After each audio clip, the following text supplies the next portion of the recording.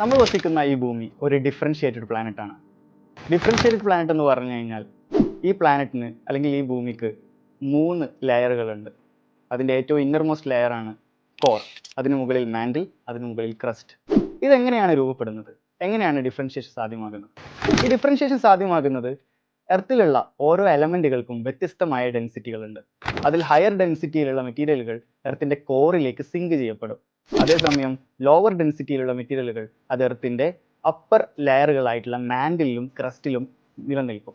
അപ്പോൾ ഡിഫറൻഷിയേറ്റഡ് പ്ലാനറ്റുകളുടെ പ്രത്യേകത എന്താണെന്ന് വെച്ച് കഴിഞ്ഞാൽ ഏറ്റവും കൂടുതൽ ഡെൻസിറ്റി ഉള്ള മെറ്റലുകളായിട്ടുള്ള അയറണും അതുപോലെ തന്നെ നിക്കൽ, ക്രോമിയം പോലെയുള്ള വ്യത്യസ്തങ്ങളായിട്ടുള്ള മെറ്റാലിക് കമ്പോണൻറ്റുകൾ അതിൻ്റെ സർഫസിൽ വളരെ കുറവായിരിക്കും.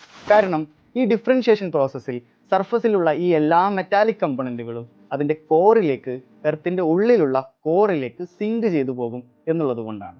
പക്ഷേ നമ്മുടെ എർത്തിൻ്റെ സർഫസിനെ പരിശോധിക്കുമ്പോൾ, അതിൻ്റെ ക്രസ്റ്റിനെയും അതിൻ്റെ മാൻഡിലിനെയും പരിശോധിക്കുമ്പോൾ നമുക്ക് ഒരുപാട് എമൗണ്ട് ഓഫ് മെറ്റാലിക് കമ്പോണൻറ്റുകൾ കണ്ടെത്താൻ സാധിക്കുന്നുണ്ട്. അതുകൊണ്ടാണ് മനുഷ്യർ ഇത്തരം സർഫസുകളിൽ നിന്ന് അല്ലെങ്കിൽ എർത്തിൻ്റെ ഔട്ടർ സർഫസിൽ നിന്ന് തന്നെ മെറ്റലുകളെ മൈൻ ചെയ്തെടുക്കുന്നത്, അയറണും നിക്കലും ഒക്കെ മൈൻ ചെയ്തെടുക്കുന്നത്. എന്തുകൊണ്ടായിരിക്കാം ഒരു ഡിഫറൻഷിയേറ്റഡ് പ്ലാനറ്റിൽ നമ്മൾ പ്രതീക്ഷിക്കുന്നതിലധികം അളവിൽ സർഫസിൽ മെറ്റാലിക് കമ്പോണൻറ്റുകൾ രൂപപ്പെട്ടത് എന്ന് ശാസ്ത്രജ്ഞർ ഒരുപാട് ചിന്തിച്ചു നോക്കി. അങ്ങനെയാണ് ലേറ്റ് വെനിയർ ഹൈപ്പോത്തിസിസ് രൂപപ്പെടുന്നത്. എന്താണ് ലേറ്റ് വെനിയർ ഹൈപ്പോത്തിസിസ്? ഭൂമിയുടെ ഫോർമേഷന് ശേഷം, ഭൂമിയുടെ ഡിഫറൻഷിയേഷന് ശേഷം എന്ന് വെച്ചാൽ അതിൻ്റെ വ്യത്യസ്ത ലെയറുകൾ രൂപപ്പെട്ടതിന് ശേഷം അവിടെ ഒരു വലിയ രീതിയിലുള്ള ആസ്ട്രോയിഡ് മെറ്റോറിറ്റിക് ഇഫക്റ്റുകൾ ഉണ്ടായി എന്നാണ് പറയുന്നത്.